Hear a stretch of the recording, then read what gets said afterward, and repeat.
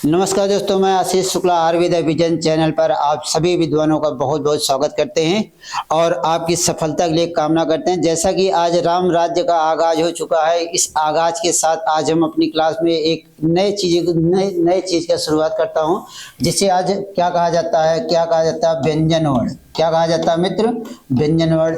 अब जितने भी पुलिस के हमारे मित्र हैं वो सब इतना ध्यान दें कि ठंड बहुत है, लेकिन जब तक वर्दी नहीं तब तक ठंडी नहीं। इस चीज को आप याद रखिएगा कि जब तक वर्दी नहीं तब तक ठंडी नहीं। अर्थात वर्दी अगर आपको पाना है तो आप ठंडी से सिकुड़िए मत, ठिठुरिए मत, आप अपने कार्य में लगे रहिए। ठंड बहुत है, आप हार रहे हैं, लेकिन हारो मत। अगर हार गए तो जीतेंगे कैसे मित्र?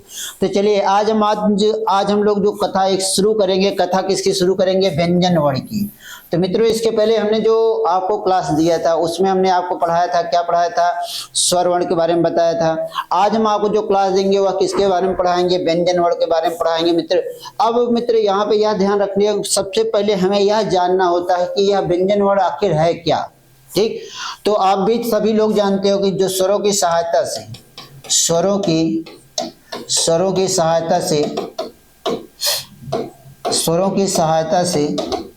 उच्चारित होने वाली ध्वनियों को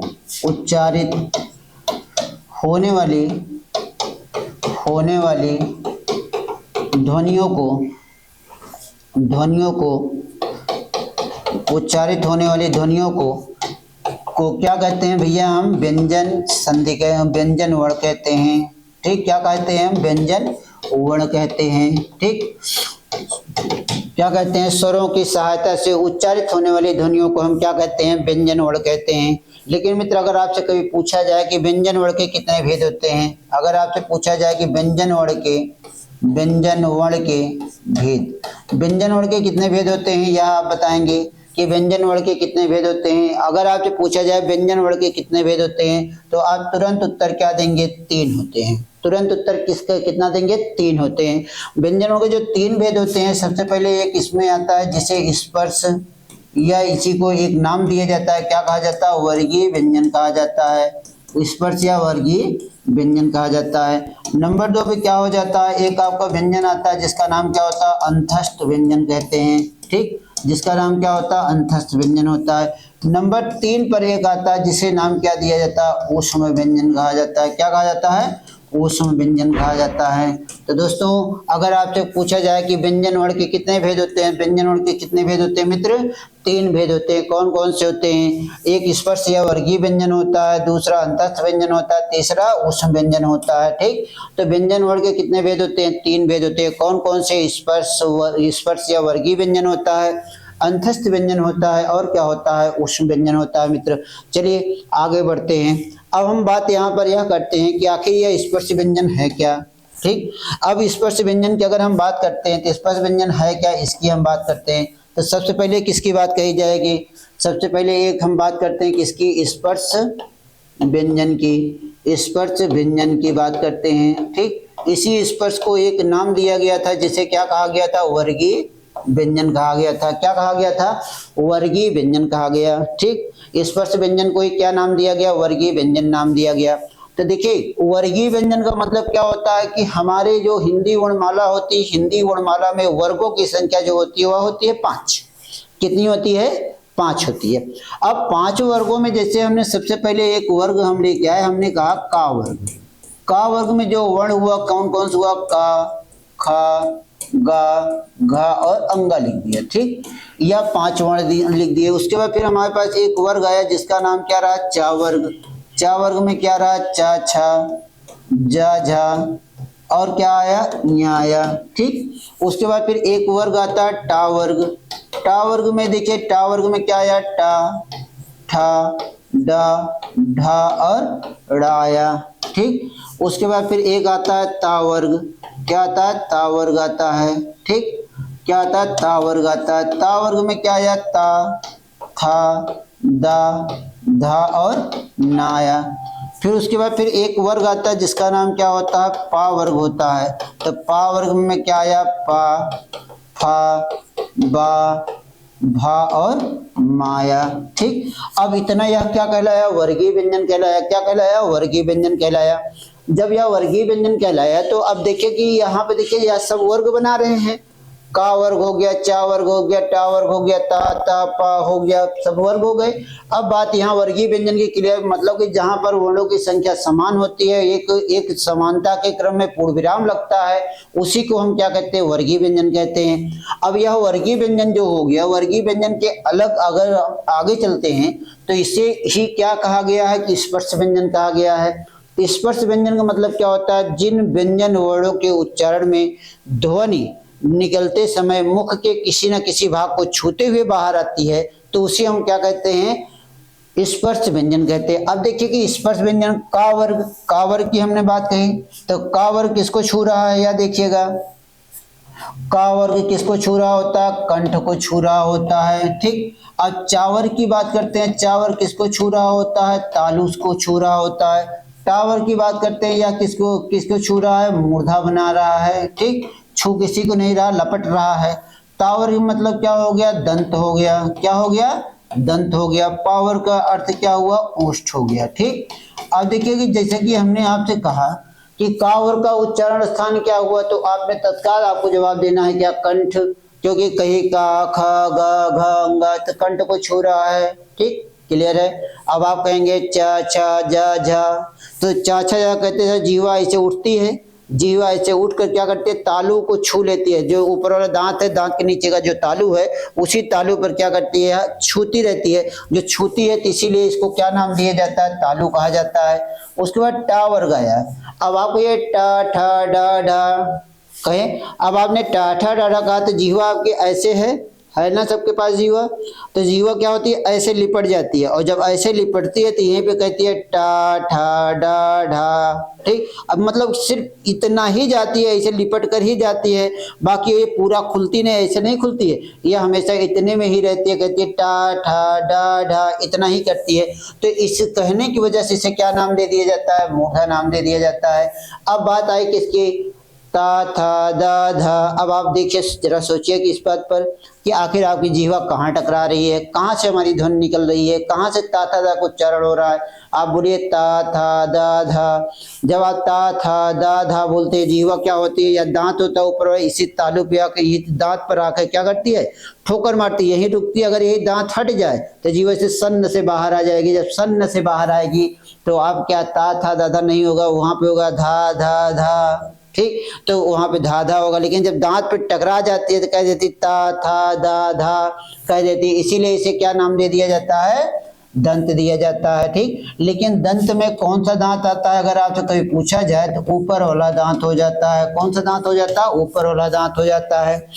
अब बात आई किसकी, पा वर्ग की, किसकी आई, पा वर्ग की, ठीक। आपको ये पा फा बा भा, तो अब आपको यहाँ पे यह ध्यान देना है कि इसमें ऊंट का कौन सा भाग कार्य कर रहा है, ठीक। ऊंट का कौन सा भाग कर रहा है, तो इसमें आप देखिएगा, अपना नीचे वाला ऊंट पकड़िएगा, उसके बाद आप पापा उच्चारण करिएगा, तो इसमें क्या हो जाएगा, नीचे वाला ऊंट सो जाएगा, ठीक।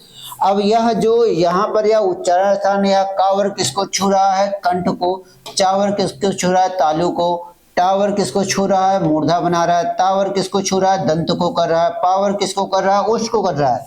तो जो यह किसी न किसी भाग को छूते हुए उच्चारित हो रहे हैं, इसी वजह से इसे क्या नाम दिया जाता है, वर्गीय व्यंजन नाम दिया जाता है। क्लियर हो गई बात, अब बात तो क्लियर रहेगी, अभी हम और भी इसके बारे में बताएंगे। लेकिन इसके बाद फिर यहाँ पर एक वर्ण आता है या रा ला वा, ठीक। फिर एक वर्ण आता है जिसका नाम क्या होता है, सा सा शा और हा हो जाता है।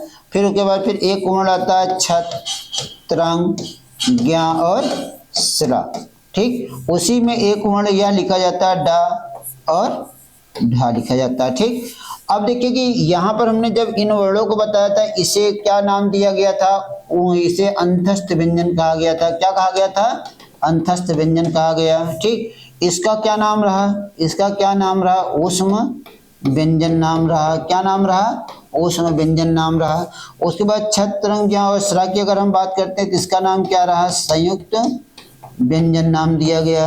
क्या नाम दिया गया, संयुक्त व्यंजन नाम दिया गया। डा और ढा का उच्चारण जब किया जाता है, इसे को नाम क्या दिया है, द्विगुण कहा जाता है।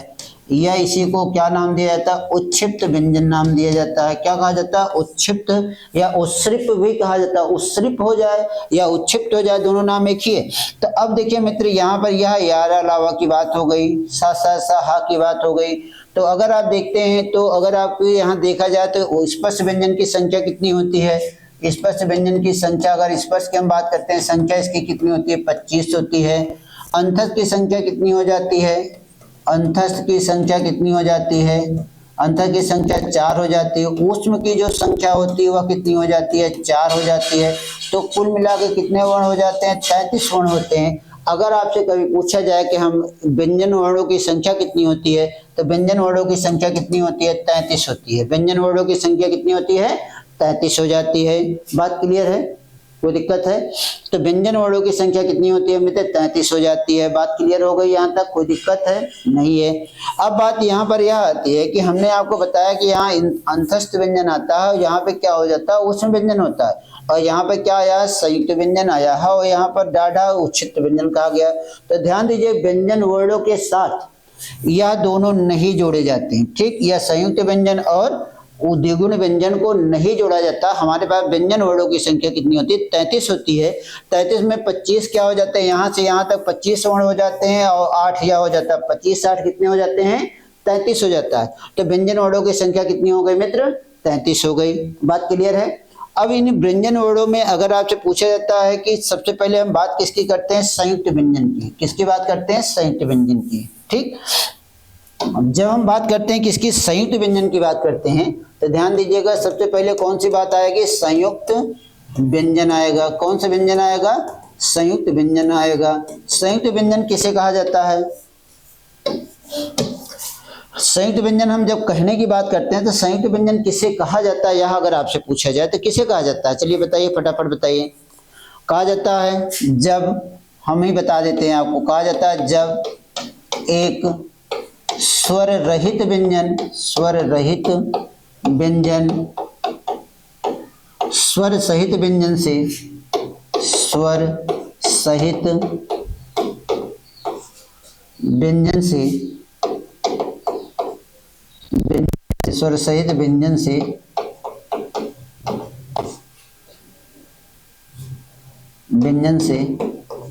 मिल जाते हैं, तो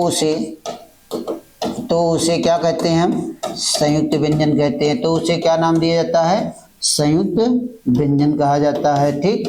तो उसे क्या कहते हैं, संयुक्त व्यंजन कहते हैं। यह ध्यान दीजिए, जब एक स्वर रहित व्यंजन एक स्वर सहित व्यंजन से मिल जाते हैं, या एक स्वर रहित एक स्वर सहित व्यंजन के मेल से क्या बनता है, संयुक्त व्यंजन का निर्माण होता है। इसके अलावा अगर आपसे पूछा जाए तो कहा, आप यह भी कह सकते हैं, दो भिन्न व्यंजन वर्णों के, दो भिन्न व्यंजन वर्णों के, भिन्न व्यंजन वर्णों के मेल से बने वर्ण को क्या कहते हैं, संयुक्त व्यंजन कहते हैं। क्या कहते हैं, संयुक्त व्यंजन कहते हैं, ठीक। क्या कहते हैं, संयुक्त व्यंजन कहते हैं। क्लियर है? क्या कहा जाए, दो भिन्न व्यंजन वर्णों के मेल से बने वर्ण को भी क्या कहा जाता है, संयुक्त व्यंजन। लेकिन हमने यहाँ पे यह कहा आपसे कि जब एक स्वर रहित व्यंजन एक स्वर रहित व्यंजन होगा, एक स्वर सहित व्यंजन होगा, उसके मेल से बनने वाले वर्ण को क्या कहा जाएगा, संयुक्त व्यंजन कहा जाएगा। अगर अब आपसे कहा जाए संयुक्त व्यंजन वाले वर्ण कौन से होते हैं, जैसे कहा जाता है, जैसे छत, त्रंग, ज्ञ और एक स्रा आ जाता है, ठीक। क्या आ जाता है मित्र, छत, त्रंग, ज्ञ और एक स्रा आ जाता है। अब हम देखते हैं कि यहाँ जो छत, त्रंग, ज्ञ और स्रा है, यह किन किन वर्णों के मेल से बना है। अब देखिए, जो छ होता है, तो छ मतलब क्या हो जाता है, यहाँ पर एक का लगाया जाता है, हलंत लिखा जाता है, और एक मूर्धन्य सा आ जाता है। इसको दोनों को अगर हम मिला देते हैं, तो जब दोनों को हम मिलाते हैं तो क्या हमारा बन जाता है, छ बन जाता है। अब भैया यहाँ देखिए, ता के साथ हलंत लगा है, और यहाँ एक रा लगाया जाए तो त्रा, यह दोनों मिला दिए तो क्या बन गया, त्रा बन जाता है। अब जैसे अगर हमने ज्या कहा, ज्या के साथ हलंत लगा के इया लिख दिया, तो दोनों को अगर हमने मिला दिया तो क्या बन गया, ज्ञ बन गया, ठीक। अब उसके बाद जैसे कि अगर आपसे लिखा जाए, सा के साथ क्या लिखा जाए, रा लिखा जाए, इन दोनों को मिला दिया तो यहाँ पे क्या बन जाता है, स्रा बन जाता है। तो मित्र यहाँ तक हमने आपको बना दिया।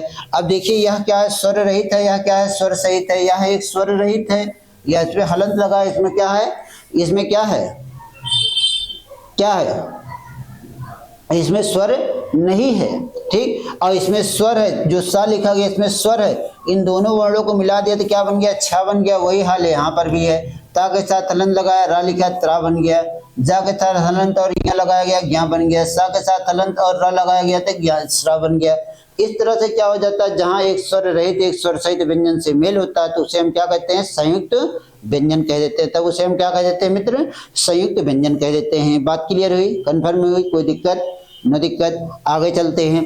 अब यहाँ पे बात यह होती है, जब इसके शब्दकोश की अगर हम बात करते हैं कि जो आपके यहाँ हिंदी शब्दकोश होता है, हिंदी शब्दकोश, हिंदी शब्दकोश में जो यह वर्ण चलते हैं, हिंदी शब्दकोश में इन वर्णों का क्रम क्या होगा, ठीक। इन वर्णों का क्रम क्या होगा, जैसे यहाँ छा लिखा गया, क्या लिखा गया, छा।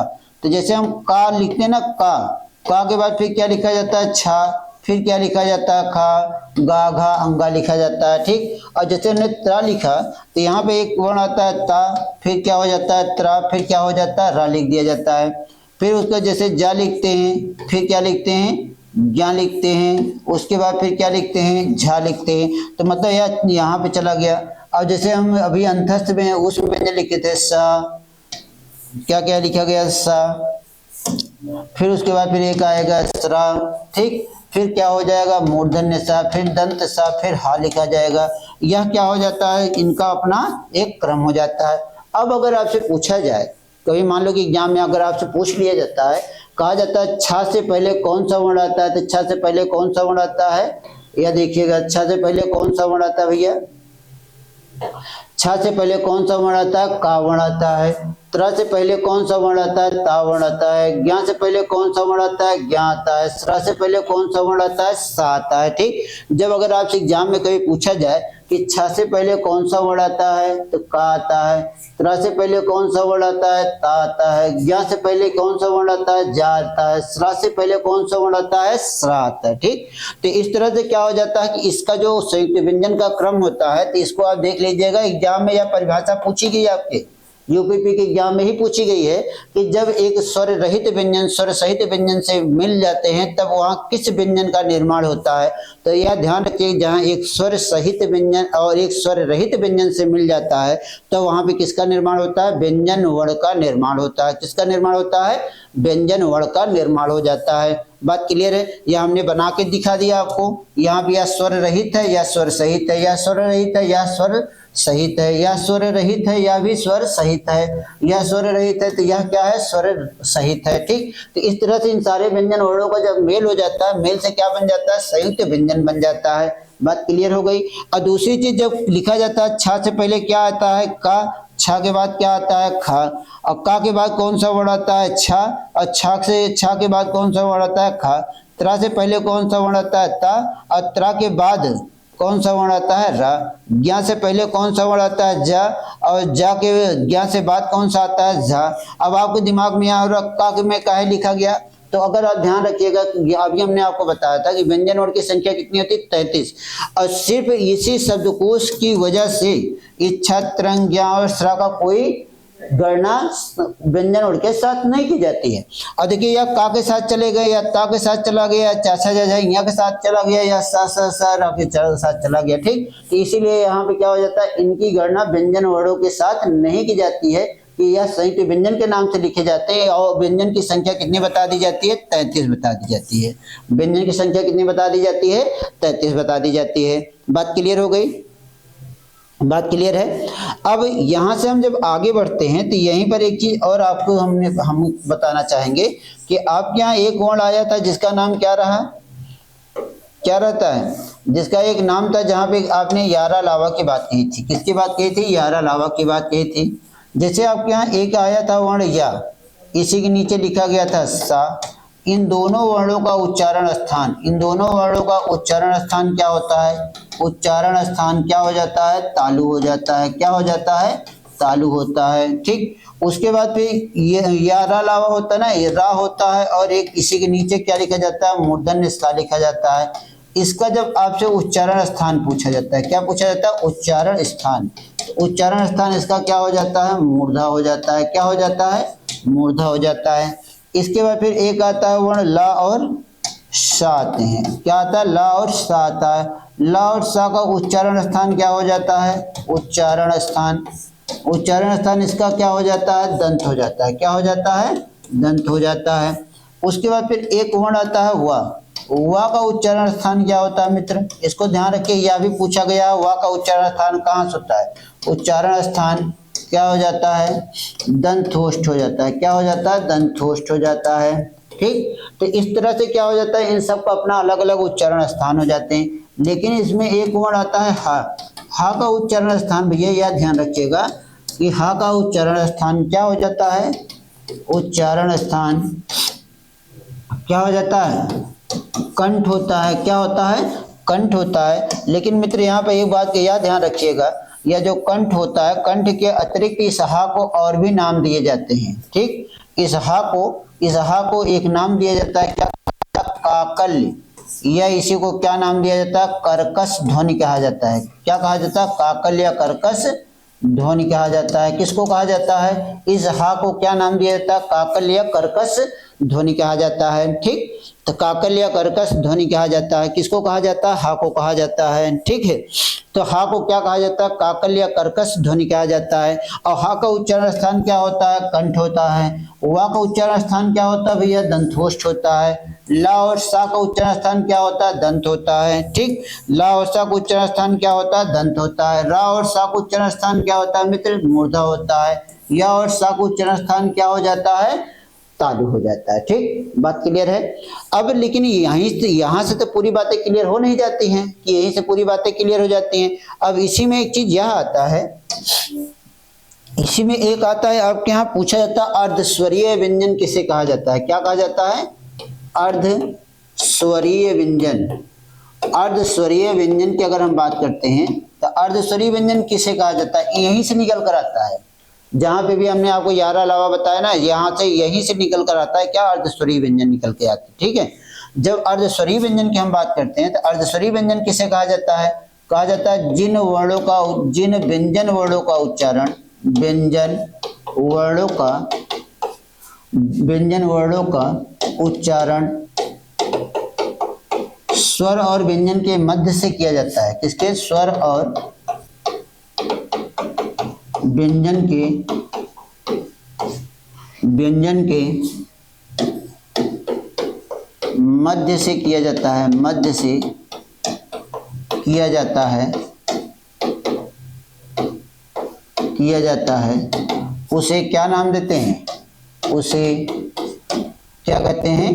अर्धस्वरीय व्यंजन कहते हैं। क्या कहते हैं? अर्धस्वरीय व्यंजन कहते हैं। ठीक, उसे क्या नाम दिया जाता है? अर्धस्वरीय व्यंजन कहा जाता है। फिर आप ध्यान से सुन लीजिएगा, कहा जाता है जिन व्यंजन वर्णों का उच्चारण, ठीक, जिन व्यंजन वर्णों का उच्चारण स्वर और व्यंजन के मध्य से किया जाता है उसे हम क्या कहते हैं? अर्धस्वरीय व्यंजन कहते हैं। अब भैया यहाँ पे एक बात यह आती है कि हिंदी में जो होता है अर्धस्वरीय व्यंजन, हिंदी में अर्धस्वरीय व्यंजन की संख्या कितनी होती है? ठीक, तो हिंदी में अर्धस्वरीय व्यंजन की संख्या किसने निर्धारित किया जाए, भी आपसे पूछ लिया जाता है। तो अर्धस्वरीय व्यंजन कहा जाता है वासुदेव नंदन प्रसाद। क्या नाम कहा जाता है? वासुदेव नंदन प्रसाद ने हिंदी में अर्धस्वरीय व्यंजन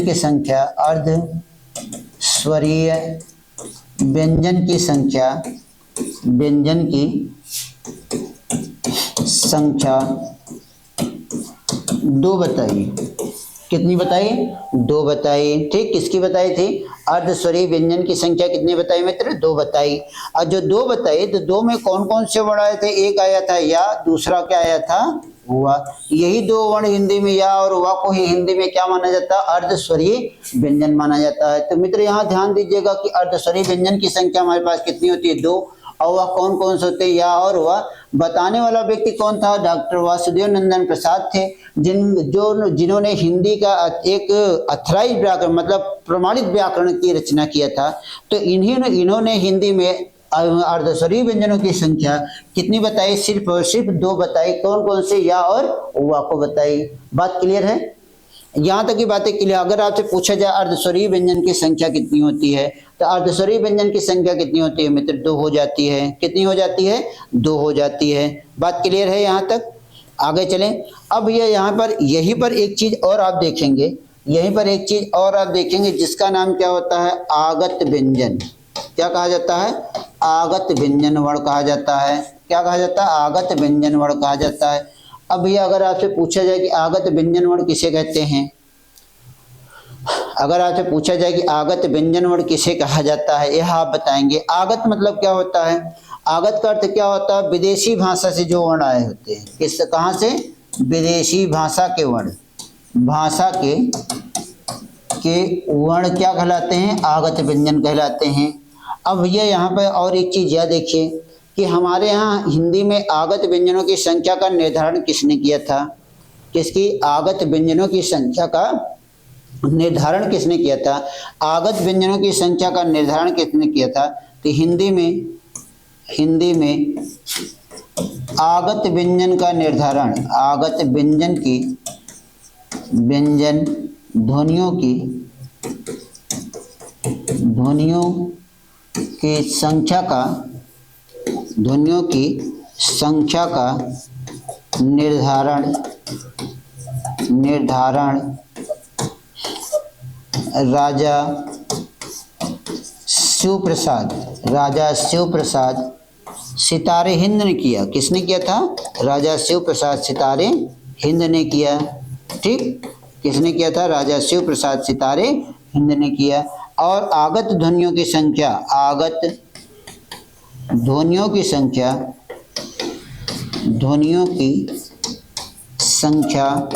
कितनी बताई? 5 बताई। आगत ध्वनियों की संख्या कितनी बताई? 5 बताई। अब बताई कौन कौन सी थी, यह भी आप देखिए। कौन कौन से वर्ण थे? एक का था, एक खा था, एक गा थी, एक जा था और एक फा था। क्या आया था? फा। अब मित्र यहाँ देखिए कि हमने यहाँ नीचे नीचे बिंदी लगाई है, नीचे नीचे बिंदी लगाई ना, लेकिन अभी इसकी बात बाद में करते हैं। अब यहाँ यह जो वर्ण आए हैं, इन वर्डों को हम एक और नाम दे देते हैं। इन्हीं वर्डों को हम एक नाम देते हैं जिसको क्या कहा जाता है? अरबी फारसी वर्ण कहा जाता है। क्या नाम दिया जाता है? अरबी फारसी वर्ण कहा जाता है। ठीक, आगत ध्वनियों की संख्या का निर्धारण क्या हो गया? आगत ध्वनियों की संख्या का निर्धारण किसने किया था? राजा शिव प्रसाद सितारे हिंद ने किया था। किसने किया था? राजा शिव प्रसाद सितारे हिंद ने किया था। ठीक, किसने किया था? राजा शिव प्रसाद सितारे हिंद ने किया था। और आगत ध्वनियों की संख्या कितनी बता दी थी मित्र? 5 बताई थी। 5 में हमने यहाँ पे 5 लिख दिया। अब ये यहाँ पे बात यह उत्पन्न होती है कि जो यह 5 लिखे गए हैं, क्या लिखे गए हैं? जो यह 5 लिखे गए हैं, इन 5 वर्णों के नीचे अगर आप देख रहे हैं तो एक बिंदी लगी है ना बिंदी। यह जो बिंदी लगी है, तो अगर आप देखेंगे तो हिंदी जो हमने अब तक वर्णमाला पढ़ी, तो हिंदी जो वर्णमाला हमने पढ़ा है, तो हिंदी वर्णमाला में अब तक आपको 5 जगहों पर बिंदी लगा हुआ वर्ण मिला था। अब 5 जगहों पे जो बिंदी लगा हुआ वर्ण मिला था, उसके बारे में हम आपको बता देते हैं। उसके बारे में हम आपको बताते हैं। तो जो 5 जगह बिंदी लगा वर्ण मिला था, वह कौन कौन से थे? अब देखिए यहाँ पे सब किसकी बात हो रही है? आगत व्यंजनों की ही बात हो रही है। ठीक है, अब 5 बिंदी लगे वाले वर्ण कौन कौन से थे? एक आपके पास वर्ण आया था जिसके लिए आपने क्या कहा था? यह लिखा था, अंग। ठीक, एक फिर इसी बाद आते हैं अंगा, एक इसी बाद डा और ढा की हम बात कर दिए थे। ठीक, दोनों एक ही हैं। और एक अभी हमने एक यह वर्ण लगा दिया, मतलब 1 बिंदी की बात हुई, 2 बिंदी की बात हुई, 3 बिंदी की बात हुई या 4 बिंदी की बात हुई। अर्थात हिंदी पूरे वर्ण लिखने में हमें 4 प्रकार के बिंदु मिलते हैं। कितने प्रकार के? 4 प्रकार के बिंदु मिलते हैं। अब 4 प्रकार के जो बिंदु मिलते हैं, तो जब हम हिंदी वर्ण लिखते हैं तो हिंदी वर्ण में सबसे पहले ऊपर लाइन खींचते हैं, फिर नीचे लाइन खींचते हैं। इस लाइन के ऊपर एक बिंदी रखा जाता है, यहाँ पर एक बिंदी रखी जाती है, एक यहाँ लग गई और यह इधर लग गई। ठीक, यह वाली यहाँ लग गई और यह वाली कहाँ लगी? ऊपर लगी। यह वाली बगल में लग गई, इसकी नीचे लगे तो नीचे लगा दिए, इसकी बगल में लगी इस बगल में लगा दिए। अब देखिए मित्र, इन 4 बिंदुओं के नाम क्या क्या होते हैं? ठीक। इन 4 बिंदुओं के नाम क्या क्या होते हैं, तो नाम के बारे में जानते हैं। इन 4 बिंदुओं में पहले तो हम यह जान लेते हैं कि जो हमारे पास यह लाइन खींची गई है, इसका इन सब का नाम क्या होता है। जो यह लाइन बनी है, यह लाइन जो बनी है, इस लाइन को हम क्या नाम देते हैं, इस लाइन को हम क्या कहते हैं, इस लाइन को एक नाम दिया जाता है, क्या कहा जाता है, शिरोरेखा कहा जाता है। क्या कहा जाता है, शिरोरेखा कहा जाता है। ठीक। जो नीचे लाइन खींची गई है, इस नीचे वाली लाइन को हम क्या कहते हैं, खड़ी पाई कहते हैं। क्या कहते हैं, खड़ी पाई कहते हैं। ठीक। अब जो यहाँ पर बिंदु लगी है, इस बिंदु को हम एक नाम देते हैं, क्या कहा जाता है, इसे अनुस्वार कहा जाता है। क्या कहा जाता है, अनुस्वार। यहाँ पर जो बिंदु लगी है, इस बिंदु को क्या कहा जाता है, नासिक का बिंदु कहा जाता है। क्या कहा जाता है, नासिक का बिंदु कहा जाता है। जो नीचे बिंदु लगी है, इसे हम क्या कहते हैं, द्विगुण के बिंदु कहते हैं। क्या कहते हैं, द्विगुण का बिंदु कहते हैं। और जो यहाँ पर लगा है, इसे हम क्या कह देते हैं मित्र, नुक्ता कह देते हैं। इसे क्या कह देते हैं, नुक्ता कह देते हैं। अर्थात हिंदी वर्णमाला में अगर आप देख रहे होंगे तो हिंदी वर्णमाला में 4 प्रकार की बिंदुओं का प्रयोग किया गया। कितने प्रकार के, 4 प्रकार की बिंदुओं का प्रयोग किया गया। देख सकते हैं आप, यहाँ पर आई है बिंदु, यहाँ पर, यहाँ पर, यहाँ पर। ठीक। यह 4 बिंदु आई हैं। तो यह 4 जो बिंदु लगी हैं, इन 4 बिंदुओं के नाम कैसे क्या क्या हो गए। जो ऊपर लगा होता है, इसे हम क्या नाम देते हैं, अनुस्वार कहते हैं। जो इधर लगी है, इसे क्या कह दिया, नासिक कह दिया। जो नीचे लगी है, इसे हमने क्या नाम दे दिया, द्विगुण कह दिया। जो यहाँ पर लगी है, इस बिंदु को हमने एक नाम दिया, क्या, नुक्ता। और यह जो नुक्तेदार वर्ण होते हैं, वह हमेशा कहाँ होते हैं, अरबी और फारसी भाषा में प्रयोग किए जाते हैं। इसके अलावा इनका प्रयोग कहीं नहीं किया जाता। ठीक है, इसके अलावा इनका प्रयोग कहीं नहीं किया जाता। तो यहाँ तक की बातें क्लियर हुई हमारी आपकी। तो इसका आप लोग एक बार स्क्रीनशॉट ले लीजिएगा, जिससे कि आपके पास यह हमेशा बना रहे। अपनी कॉपी में आप नोट कर लीजिएगा कि जो 4 बिंदु होते हैं, 4 बिंदुओं के नाम क्या क्या होते हैं मित्र। यह हमने आपको 4 बिंदुओं के नाम पूरे के पूरे बता दिए। 4 बिंदु यहाँ आते हैं, और यहाँ पे देखिए यही वाली बिंदु यहाँ पे गई है। इसी बिंदु को क्या नाम दिया गया है, क्या नाम दिया गया है, नुक्ता कहा गया है। इसी को क्या कहा जाता है, नुक्तेदार वर्ण कहा जाता है। क्या कहा जाता है, नुक्तेदार वर्ण कहा जाता है। क्लियर है, क्लियर है ना। अब आगे बढ़ें, आगे बढ़ा जाए। इतनी बातें हमारी आपकी क्लियर हुई कि नहीं क्लियर हुई।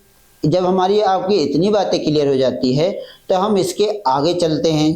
ठीक, इसके आगे चलते हैं। इसके जब हम आगे चलते हैं, तो हमें एक यह मिलता है, जहाँ पे अगर आपसे पूछा जाए कि व्यंजन वर्ण के कितने भाग होते हैं, व्यंजन वर्ण के भाग, तो ध्यान दीजिएगा मित्र, व्यंजन वर्ण के कितने भाग होते हैं, 8। अर्थात संपूर्ण व्यंजन वर्णों को कितने भागों में बांटा जाता है, तो 8 भागों में। और व्यंजन वर्ण के कितने भेद होते हैं, तो व्यंजन वर्ण के कितने भेद होते हैं, 3 भेद होते हैं। हम आपको पहले बता दिए। अब हम आपको वही चीज डिफाइन यहाँ पे करने चल रहे हैं कि जो व्यंजन वर्ण होता है, व्यंजन वर्ण के कितने भाग होते हैं, कितने भाग होते हैं यह देखा जाएगा। अब व्यंजन वर्ण के कितने भाग बताए गए, 8 जो बताए गए हैं मित्र। यहाँ पे सबसे पहले एक आ जाता है, जिसका नाम क्या होता है, स्पर्श व्यंजन। क्या हो जाता है, स्पर्श व्यंजन हो जाते हैं। स्पर्श व्यंजन मतलब क्या हो जाता है, तो का वर्ग से लगाकर कहाँ तक जाते हैं, पा वर्ग तक जाते हैं। यहाँ तक हो गया। इसके बाद फिर एक आता है स्पर्श संघर्षी व्यंजन। क्या हो जाता है, स्पर्श संघर्षी व्यंजन।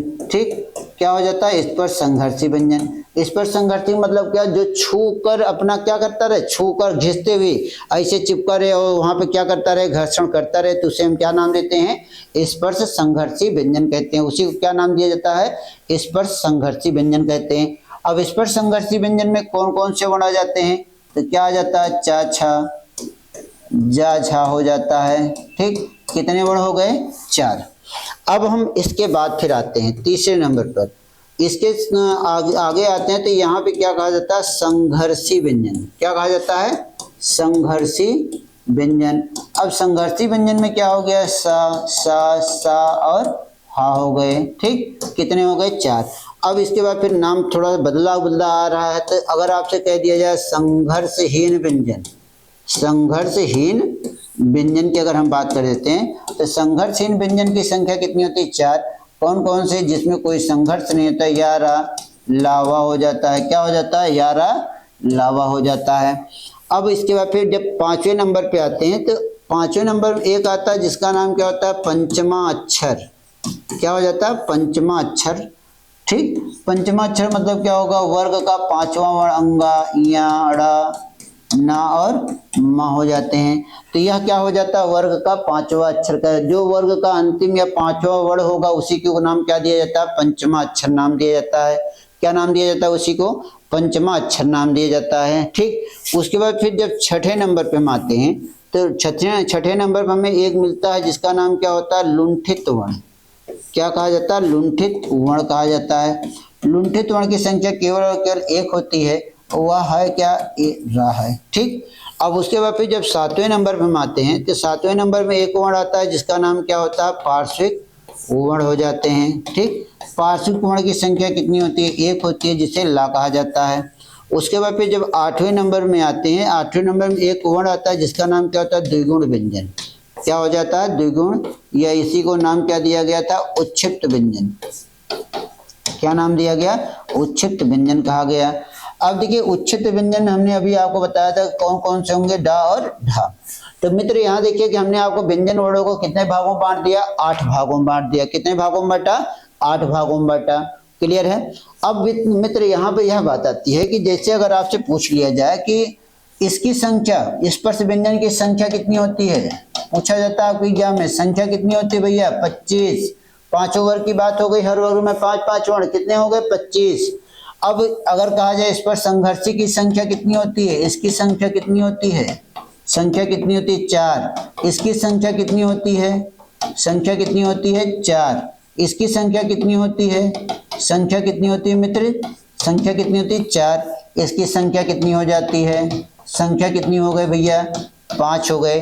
इसकी संख्या जानने से पहले हम क्या जान लेते हैं कि इसे और कुछ नाम दिया जाता है। इसी को एक नाम दिया जाता है, क्या कहा जाता है? प्रकंपित वर्ण कहा जाता है। क्या कहा जाता है? प्रकंपित वर्ण कहा जाता है। क्या नाम दिया जाता है? प्रकंपित वर्ण कहा जाता है। ठीक, इसी रा को प्रकंपित वर्ण। संख्या कितनी हो गई है? 1।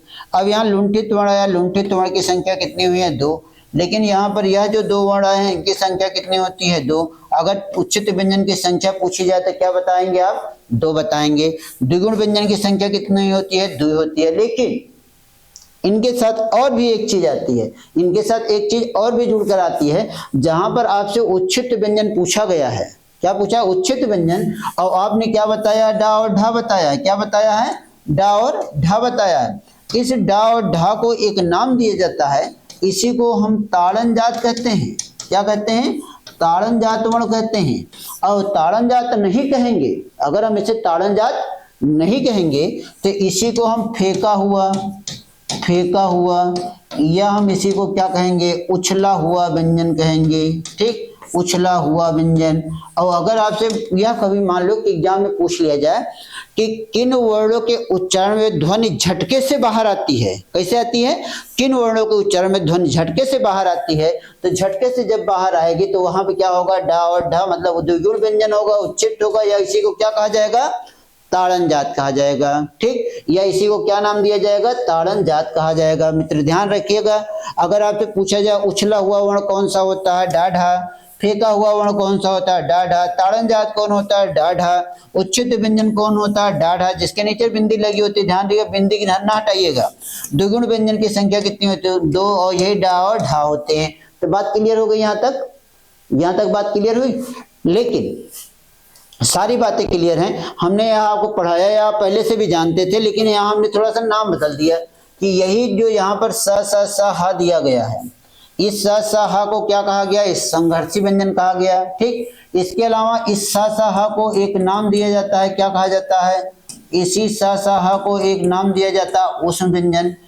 ठीक, उसी स स हा को क्या कहा जाता है? ऊष्म व्यंजन कहा जाता है। फिर संघर्षहीन नाम दिया, तो संघर्षहीन कौन कौन सा हुआ? यारा लावा हुआ। ठीक, इसे और एक नाम दिया गया था, पहले ही नाम दे रखे थे, क्या कहा गया था? अंतस्थ व्यंजन कहा गया। इसके अलावा इसी को हम एक नाम देते हैं, क्या कहा जाता है? कोमला अक्षर कहा जाता है। क्या कहा जाता है इसी को? कोमला अक्षर। यही यारा लावा क्या कहलाता है मित्र? कोमला अक्षर कहलाते हैं। ठीक, जो यहाँ डा और ढा अंगा यहाँ ना है, इसी को हमने नाम क्या दे दिया? पंचमा अक्षर नाम दिया है। लेकिन इसी को नाम दिया जाता है, क्या कहा जाता है? नासिक या अनुनासिक वर्ण कहा जाता है, या क्या कहा जाता है? अनुनासिक वर्ण कहा जाता है। ठीक, नासिक या अनुनासिक वर्ण कह दिया जाता है। ठीक, अब बात यहाँ पर देखिए, चा छा जा झा की संख्या कितनी हुई है? 4। अब यह जो चाछा जा झा होती है, तो चाछा जा झा क्या होती है? तालु, क्या जीवा तालु से सट कर उच्चारण होती है। आप करके देखिए, तो ये आप चा छा जा झा, जीवा तालु से चिपक गई है ना, और वहीं पर उच्चारण कर रही है, हट नहीं रही है, मतलब यह क्या हो जाता है? घर्षण करते हुए उच्चारित हो रही है। तब इसी को हम क्या कहते हैं? घर्षण व्यंजन नाम देते हैं। इसी को क्या नाम दे दिया जाता है भैया? घर्षण व्यंजन नाम दे दिया जाता है। बात क्लियर हो रही ना हमारी आपकी? लेकिन अगर मान लो कि अगर आपसे यह पूछ लिया जाए, कभी भी अगर आपसे पूछ लिया जाए कि मूल स्पर्श व्यंजन की संख्या कितनी होती है? किसकी? मूल स्पर्श व्यंजन की संख्या, व्यंजन की संख्या कितनी होती है? मूल स्पर्श व्यंजन की संख्या। अब देखिए, यह बहुत अहम मुद्दा है कि आपको जल्दी बताया नहीं जाता। अगर हम बता रहे हैं तो इसको आप बहुत ध्यान से सुनिएगा। जैसे अगर आपसे मान लीजिए कह दिया जाए कि मूल स्पर्श व्यंजन की संख्या कितनी होती है, तो मूल स्पर्श व्यंजन की संख्या कितनी होती है आप बताएंगे हमें। इसका उत्तर आप दीजिएगा। हमने तो आपको बहुत सारी चीजें बता दी कि हमने, अब आपको क्या बताना है? मूल स्पर्श व्यंजन की संख्या बतानी है। तो मित्र चलिए आप लोग बताइए, सोचिए, बताइएगा। तो लेकिन चलो ठीक है, अभी तो आप हमारे साथ हैं ना, हम ही बताते हैं ताकि आप न सर्दी न गर्मी, अब की बार सिर्फ और सिर्फ वर्दी। यह एक नारा रहा है, न सर्दी न गर्मी, सिर्फ वर्दी की बात होती है। वर्दी की बात है, समय कम है और इस समय के साथ साथ हम लोग अपना कार्य करते रहेंगे ताकि अब की बार वर्दी हमसे हटकर न जाए। अब देखिए बात यहाँ पे आई मूल स्पर्श व्यंजन की संख्या। तो आप मूल स्पर्श व्यंजन की संख्या जब कहते हैं तो मूल स्पर्श व्यंजन की संख्या कितनी होती है मित्र? 16 होती है। कितनी होती है? 16 होती है। अब आपके मन में एक बात उत्पन्न यह हुई होगी कि आखिर स्पर्श व्यंजन की संख्या जब 25 बताई गई तो मूल स्पर्श व्यंजन की संख्या 16 कैसे हो गई? तो देखिए, मूल स्पर्श व्यंजन की संख्या हमने यहाँ पे कितनी बताई? 25। और सॉरी, स्पर्श व्यंजन की संख्या कितनी बताई है? 25। लेकिन यहाँ मूल की जब हमने बात की, मूल में क्या हो गया? केवल और केवल 16 है। मूल में कितने आए? 16 है। आखिर यह 16 कैसे आ गए? तो ध्यान दीजिएगा, यहाँ जो स्पर्श संघर्षी व्यंजन है चाछा जाझा, तो इसके साथ क्या हो जाता है? यहीं पर आप देखिए, ध्यान दीजिएगा, नोट में आपको लिख दे रहे हैं। तो इसमें क्या हो जाता है? स्पर्श संघर्षी व्यंजन। क्या हो जाता है? स्पर्श संघर्षी व्यंजन। और पंचमा अक्षर को नहीं जोड़ा जाता। ठीक है, जब हम पंचमा अक्षर को नहीं जोड़ेंगे, मूल स्पर्श व्यंजन नहीं जोड़ेंगे, ठीक, स्पर्श संघर्षी व्यंजन को नहीं जोड़ेंगे, तब हमारे पास क्या हो जाएगा? देखिए 4 वर्ण यहाँ है, 5 वर्ण यहाँ, 5 4 कितना हो गया? 9। 25 में अगर आप 9 घटा देते हैं तो 9 घटाने से कितना हो जाता है आपके पास? 16। तो जब कभी भी आपसे यह पूछा जाए कि मूल स्पर्श व्यंजन की संख्या कितनी होती है, तो मूल स्पर्श व्यंजन की संख्या कितनी हो जाती है?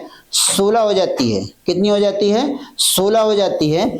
अब हम देखते हैं मित्र, यहाँ पर जो हमने आपको 16, 11 या सब कुछ बताया, एक बार आप फिर से देख लीजिएगा। जो स्पर्श व्यंजन होता है इसकी संख्या कितनी होती है? 25। स्पर्श संघर्षी की संख्या कितनी होती है? 4। संघर्षी व्यंजन की संख्या कितनी होती है? 4। संघर्षहीन की संख्या कितनी होती है? 4। और पंचमा अक्षर की संख्या कितनी हो जाती है? 5। लुंठित वर्ण की संख्या 1, पार्श्विक वर्ण की संख्या 1, द्विगुण व्यंजन की संख्या 2। ठीक, अब यहाँ तक की बातें क्लियर हो गई। यह सारी चीजें हमने आपको यहाँ पे अपडेट कर दिया, इतनी चीजें क्लियर है। तो अब मित्र यहीं पर एक आ जाता है, आपके यहाँ हिंदी में ही पूछा जाता है कि हिंदी में आपसे कभी पूछा जाए कि क्या पूछा जाएगा कि वर्ष व्यंजन हम किसे कहते हैं? कौन सा व्यंजन? वर्ष व्यंजन हम किसे कहते हैं? और देखिए वर्ष व्यंजन की बात कही जाती है तो वर्ष व्यंजन मतलब क्या हो जाता है? जैसे अगर आपसे कहा जाए वर्ष व्यंजन मतलब क्या हो जाता है? जिन वर्णों के उच्चारण में, ठीक, मुख जिह्वा के नीचे वाले तालु से निकलती है। जिह्वा के, जैसे जीभ है, इसके नीचे की जो तालु से निकलेगा उसी को हम क्या कहें? जीभ ऐसे उड़ जाती है और ऐसे हवा निकलती है, इधर से निकले या इधर से निकले, तो जब इधर से निकलती है हवा तब उसी को हम क्या नाम देते हैं? वर्ष व्यंजन कहते हैं। तो वर्ष व्यंजन में कौन कौन से वर्ण आ जाते हैं? जैसे कहा जाए स, रा, ला और वा आ जाता है। इसके साथ ना भी कर दीजिएगा। यह जो सा, रा, ला, ना, वा लिखा गया है, यह इतने ही वर्ण क्या कहलाते हैं? वर्ष। सा, रा, ला, वा, ना। तो आप देखिए जिह्वा उठी रहती है, ध्वनि यहीं से जाती है। आप एक बार उच्चारण करके देखिएगा, अब बात यहाँ पर हम आगे की करते हैं ठीक, अब यहाँ तक की बातें हमारी आपको क्लियर हुई, इसमें कोई संशय, कोई दिक्कत नहीं, कोई समस्या नहीं। अब हम इसके आगे चलते हैं। अब हम इसके थोड़ा सा हम एक पीछे वाले क्लास पे देख लेते हैं, पीछे वाले पे फोकस डालते हैं, जहां हमने आपको वर्ण पढ़ाया था, ठीक, जहां सारे के सारे वर्ण आपको लिख के दिए गए थे। अब देखिए यहाँ पर बात आती है। अब देखिए यहाँ पर सबसे पहले बात किसकी आई थी, यारा लावा की आई थी। यारा लावा का मतलब क्या होता है, अंतस्थ कहा गया। अंतस्थ मतलब क्या हो जाती है, ध्वनि जब अंदर से निकलती है, ठीक, ध्वनि अंदर से आती है, कहाँ से आती है, अंदर से निकलती है। जब ध्वनि अंदर से निकलती है तो उसे हम क्या कहते हैं, अंतस्थ कहते हैं। और जब अंतस्थ कहते समय जो ध्वनि दबी रहती है तो ऊष्म का अर्थ क्या होता है, गर्म, क्या हो जाता है, गर्म, श्वास बाहर निकलती है, श्वास बाहर निकलती है, ठीक, क्या निकलती है, गर्म श्वास बाहर निकलती है मित्रों। अब यहाँ देखिए कि जब ऊष्म का अर्थ क्या हो जाता है, जो गर्म श्वास बाहर आती है। और अंतस्थ का मतलब क्या होता है, जब ध्वनि अंदर से निकलती है, अर्थात जो ध्वनि निकलने का क्रम होता है वह कहीं ना कहीं से हमारे अंदर से निकल कर आती है। तो यहाँ इसीलिए इसको क्या कहा जाता है, अंतस्थ कहा जाता है। इसमें गर्म श्वास बाहर आती है, अर्थात सा साह के उच्चारण में क्या हो जाता है, गर्म श्वास बाहर आती है, इसलिए इसे हम क्या नाम देते हैं, ऊष्म व्यंजन नाम दे देते हैं। तो यहाँ तक की बातें हमारी आपकी समझ में आई है। तो जितने भी हमारे मित्र, हमारे साथी इस समय हमारे चैनल को देख रहे हैं, सभी लोग एक बार हमारे चैनल को जो सब्सक्राइब नहीं किए हैं सब्सक्राइब कर लेंगे, जिससे जब वो सब्सक्राइब कर लेंगे तो उनको लगातार नोटिफिकेशन क्लास की मिलती रहेगी और उनको लगातार क्लासेस मिलेगी। अभी तो हमारा अभ्यास प्रश्न पत्र आएगा, अभ्यास भी हम लोग करवाएंगे, ठीक है। अब अभी आप थ्योरिकल जुड़िएगा, आपकी बार यह ध्यान रखिएगा वर्दी आपसे छूट कर न जाए। आप इस समय आरवी द विजन चैनल के साथ जुड़े हुए हैं, जहां से आपको हर एक क्लासेस आपको फ्री दी जा रही है, उसका कोई चार्ज नहीं, सिर्फ आपका चार्ज इतना है कि आप बैठकर मन लगाकर उस क्लास को देखिए। जहां पर कोई दिक्कत आए आप आके कमेंट जरूर करिएगा, कमेंट करेंगे तो समस्या का निदान किया जाएगा। तो अब मित्रों यहाँ पे ध्यान रखिए, जितने लोग हमारे चैनल से जुड़े हुए हैं सभी लोग अपने दोस्तों को, अपने मित्रों को शेयर करिएगा और अधिक से अधिक जो चैनल है चैनल को सब्सक्राइब करवाइएगा। चलिए दोस्तों, आज की क्लास हम यहीं पर समाप्त करते हैं। अब अगली जो क्लास होगी हमारी इसके बाद के व्याकरण को ही लेकर होगी, जहां पर आपको कुछ साहित्यिक रचनाएं या उसके साहित्य के दृष्टि से जो पुरस्कार इत्यादि दिए जाते हैं, इसके बारे में हम चर्चा करेंगे। चलिए दोस्तों, आज की क्लास यहीं समाप्त होती है। जय हिंद, जय भारत, जय श्री राम।